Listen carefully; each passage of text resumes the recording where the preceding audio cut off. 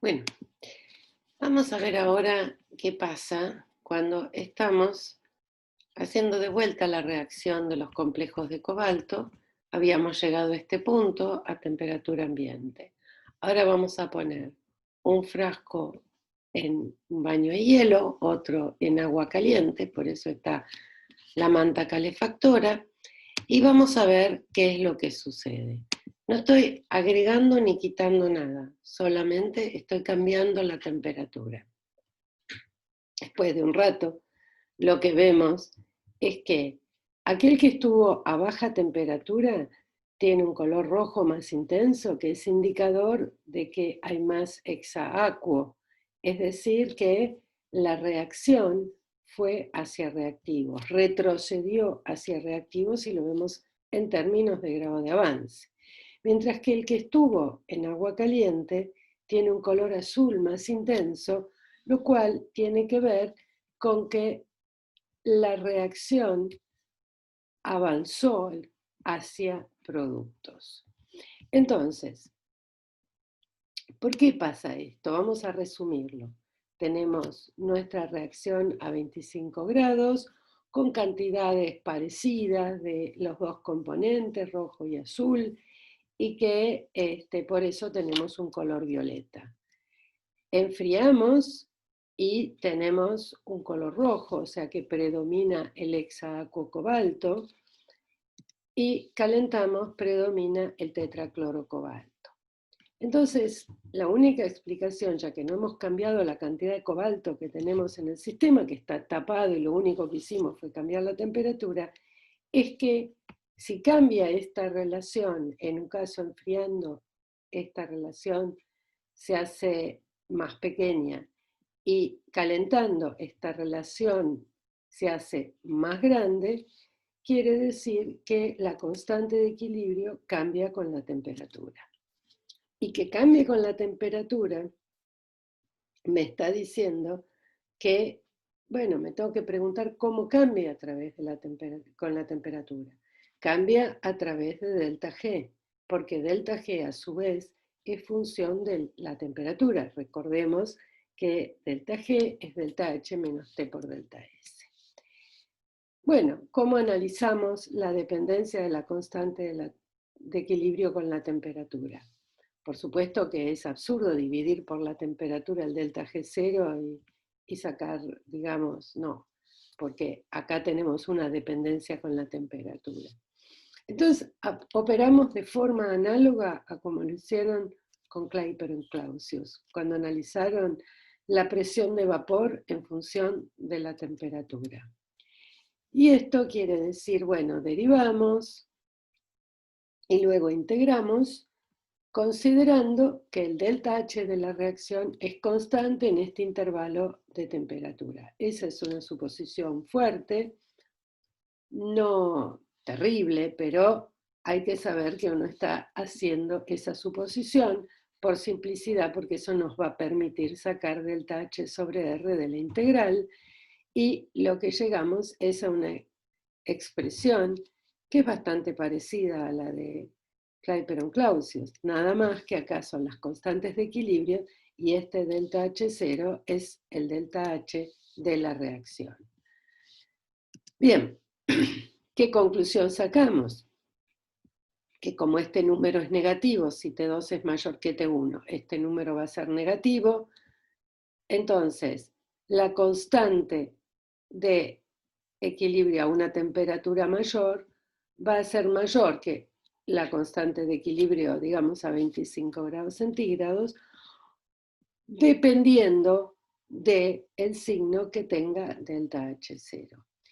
Para reacciones endotérmicas, o sea que delta H0 es positivo, la constante de velocidad a mayor temperatura es más grande, y viceversa con las reacciones exotérmicas. Bueno, eso que nos está diciendo, que en el caso de la formación de amoníaco, proceso industrial que nos interesa y sobre el cual vamos a volver, como es exotérmica, tiene menor rendimiento a mayor temperatura. Y eso es un problema, porque por otra parte necesito aumentar la temperatura para que la reacción sea más rápida. Y en el caso de la reacción de complejos que vimos antes, con sus bonitos colores rojos, azul y violeta, como obtengo más producto, más color azul, cuando aumento la temperatura, lógicamente la reacción puedo asegurar que es una reacción endotérmica. Vamos a hacer un pequeño resumen de lo que vimos hasta aquí. Cociente de reacción y constante de equilibrio. Nos permiten predecir primero el cociente de reacción si con ciertas concentraciones iniciales vamos a ir hacia productos o no. También me va a servir para ver cómo evoluciona un sistema, una reacción, cuando agrego o quito reactivos o productos. En líneas generales, si el cociente de reacción es mayor que la constante de equilibrio, la reacción va hacia reactivos. Y a la inversa, si es menor que la constante de equilibrio, va hacia productos. La otra cosa importante es que acá nos marca la composición del sistema en el punto de mínima energía potencial química. Y esta ecuación que tenemos acá es importante porque nos va a permitir, digamos, la constante de equilibrio está asociada a una función de estado. Por lo tanto, yo voy a poder hacer lo mismo que hice en la unidad de termodinámica, combinar reacciones químicas, buscar datos de tabla, y de esa manera voy a poder conocer una constante de equilibrio sin necesidad de hacer el experimento. O sea que este modelo termodinámico del equilibrio tiene capacidad predictiva, que es lo que queríamos desde el principio. Bueno, la constante de equilibrio está definida a una temperatura y presión, tiene un valor único, no tiene unidades, hay que especificar el estado de referencia. Cuando se trabaja con gases, que se usa Kp, también se puede usar Kc, y hay una relación entre ellas. Por supuesto que esto es considerando gases ideales, y con soluciones solo vamos a trabajar con Kc. Y bueno, y lo que acabamos de ver, que la constante de equilibrio depende de la temperatura a través de la dependencia que tiene delta G con la temperatura. Veamos un poquito más acerca del efecto de la temperatura en una reacción química. Le cambio la temperatura a un sistema que había reaccionado, o hago una reacción a otra temperatura, obtendré más o menos producto. Yo lo puedo saber por si conozco el delta H de la reacción. Esquemáticamente, lo que pasaría sería, supongamos que T2, que es la de las curvas rojas, es mayor que T1, que es la de las curvas azules. A lo largo del tiempo lo que voy a ver es que tarda más en llegar al equilibrio a menor temperatura, lo cual es razonable porque la velocidad de reacción siempre aumenta con la temperatura. Por otra parte, lo que me dice ahora el equilibrio es que al aumentar la temperatura puedo obtener más producto solo si la reacción es endotérmica. Si la reacción es exotérmica voy a obtener menos producto.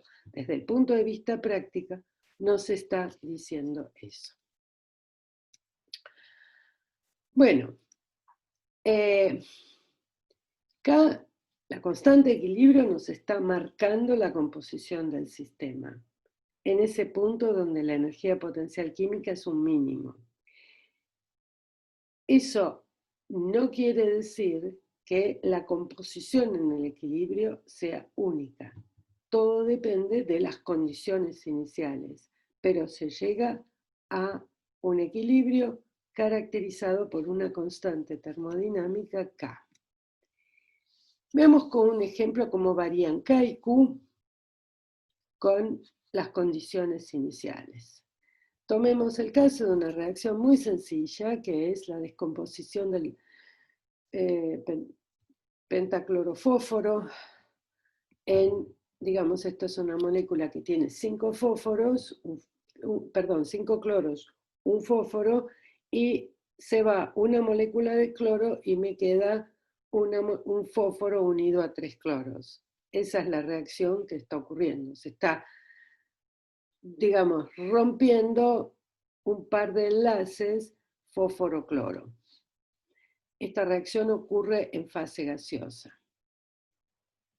Si yo comienzo, este es un experimento en papel, comienzo con una concentración inicial mayor, que sería la curva esta azul, voy a ver que, por supuesto, en los dos casos hay una disminución de reactivo y hay un aumento de los productos, pero la cantidad de productos que obtengo y la relación de producto a reactivo es distinta en el equilibrio.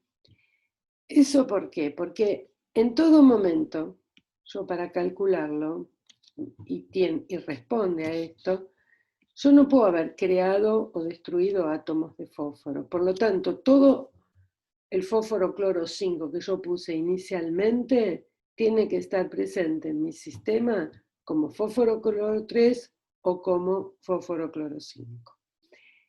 Por otra parte, la estequiometría también me dice que por cada uno de estos que se forma un cloro. Por lo tanto, estos dos son iguales en todo momento.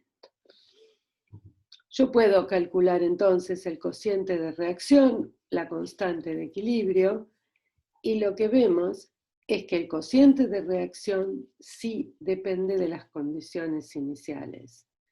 A mayor concentración va a ser más abrupto el cambio.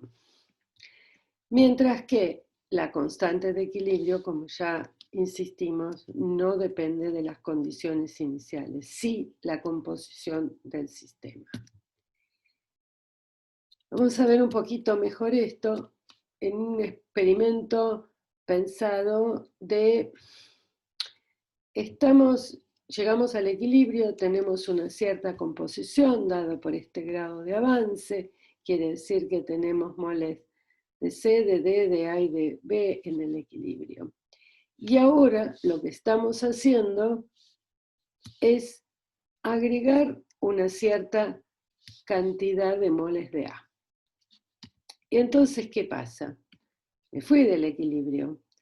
Me voy del equilibrio quiere decir que, porque este valor de acá que estaba así en equilibrio, aumentó. Quiere decir que al aumentar esto, me fui hacia Q, a un Q menor que K, y por lo tanto, el sistema va a evolucionar hacia productos. ¿Qué es lo que hacemos ahora? ¿Cómo evoluciona este sistema?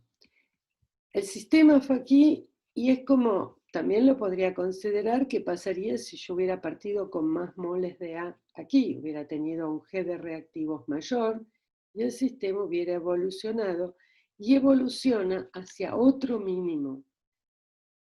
El grado de avance de la reacción es diferente. La posición del mínimo de energía de Gibbs es diferente, pero el delta G0 es el mismo. Entonces, en el equilibrio voy a tener una nueva composición, estos N' moles de A, B, C y D, que van a ser diferentes a los que había alcanzado en el equilibrio en este punto de aquí. Con lo cual, en este punto, lo que voy a tener es esta condición de equilibrio. Bueno, de vuelta, lo mismo podría haber visto si escribía Q. Aumenté A, estos inicialmente eran los mismos, los que estaban en equilibrio, aumenté A, disminuyó Q. Entonces, la composición del sistema depende de cuál es mi punto de partida, pero siempre la constante de equilibrio es la misma.